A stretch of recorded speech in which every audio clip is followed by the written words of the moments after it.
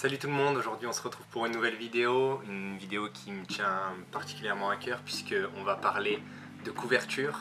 Et pourquoi ça me tient à cœur? Tout simplement parce que pour moi c'est la première impression que nous fait un manga. Moi quand je vais dans une librairie, j'adore regarder les couvertures qui sont hyper belles, elles me donnent envie de feuilleter le tome et à chaque fois que j'en vois une hyper jolie, j'y vais, je la feuillette, je vois si ça m'intéresse, si j'aime le dessin par la suite du mangaka. Donc c'était important de faire une vidéo sur les couvertures et donc du coup on va faire un top 15 des couvertures du mois de juin. C'est parti! Avant de commencer, je voulais juste vous dire comment ça s'est déroulé. Alors j'ai fait une sélection de tous les mangas qui sortent en tout cas au mois de juin. J'en ai sélectionné 30 et par la suite j'ai mis une note à chaque couverture et quand il y avait des égalités, j'ai départagé selon mes préférences bien sûr. Donc après chacun a sa propre vision et sa propre sensibilité. Donc ça sera mon top 15 des couvertures du mois de juin. Et pour bien commencer ce top, une couverture qui m'a vraiment donné envie d'acheter le tome. Franchement, dès que je l'ai vu, j'ai regardé, je l'ai mis directement dans ma liste d'envie sur l'application Manga Collect. Cet énorme gun là, tout neuf, vraiment pimpant, fringant, qui a envie d'être utilisé et franchement qui fait quand même son effet. Avec en plus derrière le personnage, son œil rouge, on a l'impression en tout cas qu'il ne faut pas trop l'embêter. Donc vraiment une très belle couverture pour commencer ce top 15. J'ai bien aimé aussi les effets qu'il y a sur la couverture, les effets de mouvement, les effets de vitesse, comme si il déplaçait son gun comme ça sur sa cible. Et pour commencer ce top, c'était vraiment une belle couverture. On enchaîne avec ce sublime rouge, moi je l'interprète comme un rouge couché de soleil, vraiment très joli. On rêve tous d'avoir ce beau petit coucher de soleil, ce beau rouge qu'on aime en fin de journée. Et déjà cette couleur m'a fait penser à ça, donc ça me met de bonne humeur directement. Et ensuite, ce que j'aime, c'est la détermination du personnage dans son regard, dans son poing, qui est prêt à vraiment se surpasser, à s'entraîner pour battre n'importe qui. En tout cas, c'est ce que ça me laisse comme idée au niveau de la posture du personnage. Donc vraiment, numéro 14, Karate Hit tome 1, très belle couverture. Pour la couverture du numéro 13, donc j'ai choisi Un été à Tsurumaki, tout simplement parce que moi je suis fan de la végétation, j'adore tout ce qui est arbres, branches, feuilles, fleurs, j'aime vraiment beaucoup. Et en plus là il y en a énormément sur cette couverture avec ce beau ciel bleu. Vraiment si moi je pouvais avoir un mur complet chez moi de branches, de feuillage, etc., ça me ferait vraiment kiffer. Et là du coup j'ai envie d'être à la place de ce petit bonhomme là qui se balade dans ce champ de branches. J'ai envie d'être à sa place, profiter de l'air pur. J'ai aussi envie de déblayer le petit vélo qui se cache dans les feuillages, et aussi sa poupée, la malsaine, on ne sait pas trop ce qu'elle veut, mais j'ai envie de l'aider à avoir tout ça pour lui. Mais bon, il a l'air vraiment heureux, son petit chapeau de paille, ça me fait penser un peu à Tom Sawyer et je kiffais ça quand j'étais petit. Mais voilà, donc c'est pour ça que je l'ai mis en numéro 13. J'ai vraiment aimé cette couverture, en plus pleine de couleurs, de joie de vivre. C'était un plaisir. Carnaval en numéro 12, tome 25, tout simplement des couleurs sublimes. Vraiment, moi j'ai adoré ce mix entre le bleu, le vert, vraiment des très belles couleurs. Aussi les pétales qui tombent avec ce mouvement de vent et qui continue avec le mouvement des vêtements. Vraiment une belle couverture, simple, efficace. Dommage que derrière il y ait ces petits graphismes un peu colorés, parce que je pense que si en arrière-plan ça avait été tout blanc, ça aurait fait ressortir d'autant plus les couleurs et je pense que je l'aurais encore plus apprécié. Mais vraiment une très belle couverture. Déjà, dans un premier temps, j'avais vu beaucoup de gens sur Twitter, Insta dire que la couverture elle était vraiment pas jolie. Moi justement je l'aime beaucoup, je sais pas, j'aime ce noir, cet effet un peu sombre, dark. D'autant plus si on prend en considération l'univers de Jujutsu Kaisen, et ben ça donne encore plus de cachet à cette couverture. Moi je le prends pas en considération, sinon je l'aurais mis plus haut assez facilement. Mais j'aime beaucoup cette couverture effectivement bien sombre, avec cette boule à l'avant, cette sphère qui est vraiment très intrigante, un peu comme un peu l'œil de Sauron dans Le Seigneur des Anneaux, ou le lavabo d'Harry Potter, là où il enlève ses petites pensées. Ça me fait penser un peu à ça, ce mouvement de tourbillon qu'il peut avoir à l'intérieur. Donc je suis vraiment intrigué par ça, j'ai envie moi-même de l'avoir dans la main et de savoir quel pouvoir elle contient. Donc très intriguant, une belle couverture. Donc Jujutsu Kaisen, tome 9 en numéro 11. Bah voilà, impeccable. On entre dans le top 10 avec Prison School, tome 28. Bah, j'ai pas grand chose à dire sur la couverture, mais je l'ai trouvé vraiment sublime. Les couleurs sont jolies, le bouquet est joli, la femme est vraiment à son maximum de bonheur. Donc je sais pas trop ce qui s'est passé, mais bon, avec ce bouquet, on peut peut-être s'imaginer qu'elle s'est mariée ou quelque chose comme ça. Donc simple, efficace, en numéro 10. J'ai pas d'autre chose à rajouter, vraiment, j'ai apprécié cette couverture et je la trouve vraiment belle. En numéro 9, on a Welcome to the Ballroom. Je pourrais faire ça aussi comme la couverture. Quand je l'ai vu, j'ai eu deux sentiments. Le premier, c'était que vraiment, lui, il était là pour pécho. Il était là pour vraiment choper de la gonze, on dirait. Hein. Mais il était comme ça, en train de refaire sa coupe. Et en fait, ensuite, si on regarde bien la couverture, on voit qu'il y a un peu de sueur sur son front. Donc on se doute qu'il a tout donné avec le titre Welcome to the Ballroom. On se doute que justement il a dansé et qu'il a fait limite chavirer le public, qu'il a vraiment tout donné pour montrer justement son talent, et qu'à la fin, hop, il arrête, enfin sa choré se termine, il remet ses cheveux en place comme si de rien n'était, comme si c'était le boss. Donc vraiment une couverture que j'ai appréciée. En plus j'aime la danse dans tous les styles, que ce soit hip-hop, etc. Donc ça m'a vraiment donné envie d'acheter ce tome, et donc je l'ai mis aussi à mes envies, même si forcément ça viendra plus tard quand je serai riche, mais voilà, j'ai bien aimé cette couverture. En numéro 8, Drifting Dragons, tome 7 tout simplement. J'ai adoré les couleurs de cette couverture.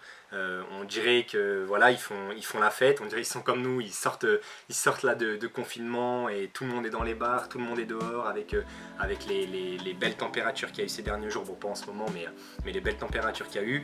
Donc vraiment ça m'a fait penser à ça directement. En plus, ça me rappelle des petits souvenirs de mon voyage au Japon que j'ai pu faire avec un pote, où on a mangé à peu près les mêmes choses que la fille et le garçon. Et en plus, j'aime beaucoup le garçon au-dessus de la fille là, qui se goinfre, quoi, qui prend plaisir à manger.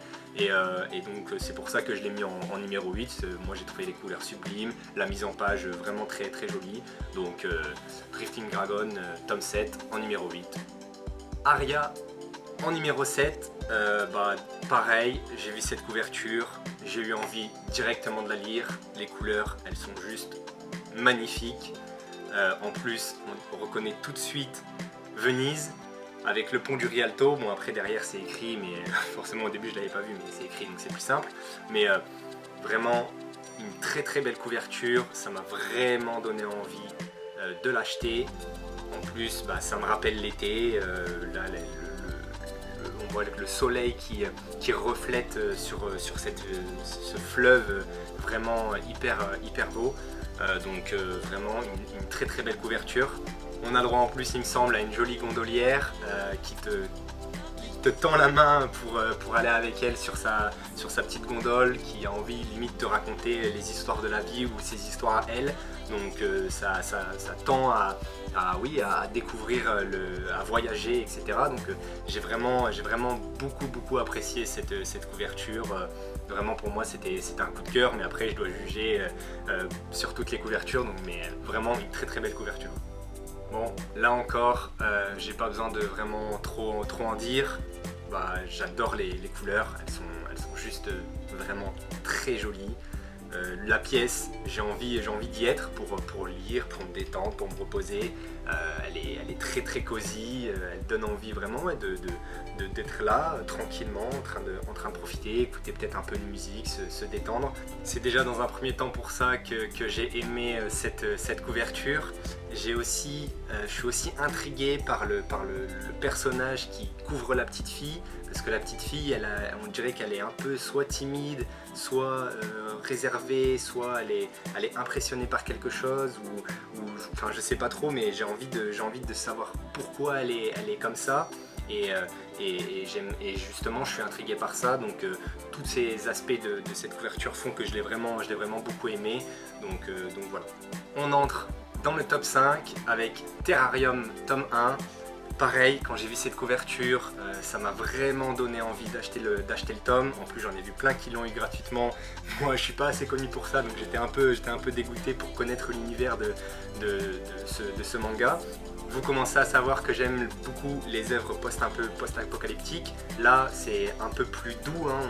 On dirait pas que tout s'est effondré, mais on sent la solitude avec ces deux personnages, et aussi justement le fait que ça a été un peu rasé, toute cette végétation que j'adore beaucoup, l'eau aussi qui stagne en surface. Donc vraiment, tout ça fait que ça m'a donné envie d'acheter le tome, et c'est ça aussi une très bonne couverture, c'est donner envie aux gens d'acheter le manga, et là pour le coup avec Terrarium, ça fonctionne très bien.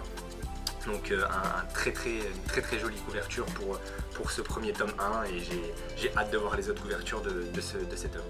Pour le tome 4, changement complet d'univers, puisque là on a le droit à deux amoureux. On le ressent bien, on ressent qu'ils s'aiment, qu'il y a de l'amour avec un grand A.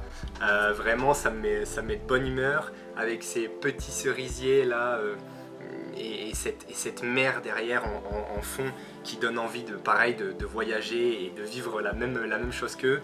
Donc une couverture qui m'a vraiment subjugué. J'ai adoré cette couverture, elle est vraiment très jolie. Et ça donne envie d'être à leur place, quoi. Ça donne envie d'être à leur place. Elle est sublime, vraiment, je l'ai beaucoup appréciée. Vraiment, que dire de cette couverture? Joie, bonheur, tendresse, je pourrais vraiment citer tellement de sentiments qui ressortent de cette couverture. La tendresse, la joie du devoir accompli. En plus, en connaissant l'œuvre, ça prend encore plus de sens. C'est vraiment une très très belle couverture. Demizu Pozuka, elle fait vraiment toujours du très beau travail, des très belles couleurs. J'ai envie de faire partie de la famille, vraiment j'ai envie d'être avec eux, de faire la fête avec eux, même si pour le coup j'en fais un peu partie, puisque Norman est un protagoniste aussi de The Promised Neverland, et je m'appelle Norman, donc voilà quoi, c'est un peu la classe quoi, je fais un peu partie de la famille, et ouais. Pour le numéro 2, tome 17, des enfants de la baleine, la couverture elle est juste magnifique, dans le style aquarelle.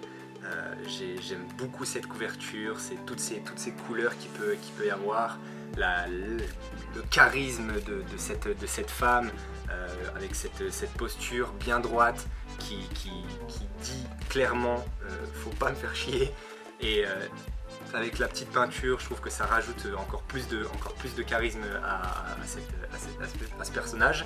Ensuite, je suis intrigué par ces deux petites créatures qu'elle a dans la main. Est-ce qu'ils peuvent grandir? Est-ce que ça fait partie de ses pouvoirs? Est-ce que c'est des amis? Ou est-ce qu'elle cherche à les contrôler? J'en sais pas trop, mais j'ai envie d'en savoir plus.